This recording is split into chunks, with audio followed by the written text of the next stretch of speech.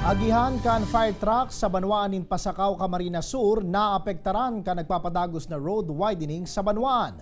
Kahagadan kan BFP natulos matapos ang patrabaho sa tubangan kan sa indang istasyon matungkusan daw kan DPWH.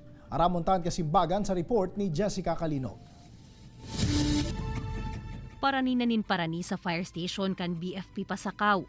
Anpig tatrabahong road widening project kan DPWH sa Banwaan. Apektado kan pagpapahewas kan tinampo an driveway o an agihan kan fire truck.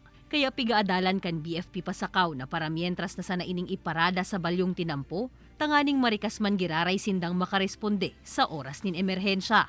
Sabi ko sa contractor, sa mga labors, kung pwedeng matawang kaming priority na kami na munang inuto ng Samon Driveway dahil pang emergency bagang samuyang trabaho. Ang kahagada na inikan BFP Pasakaw, nakaabot naman sa DPWH Camarines Sur 2nd District Engineering Office. Sigun sa ahensya, susugsa sa indang kontraktor. Pupuuna na sa Sabado, Mayo 6, ang pagtrabaho sa apektadong tinampo sa atubangan kan fire station. Asin ini, kaya man subuot na tapuson durante kan weekend.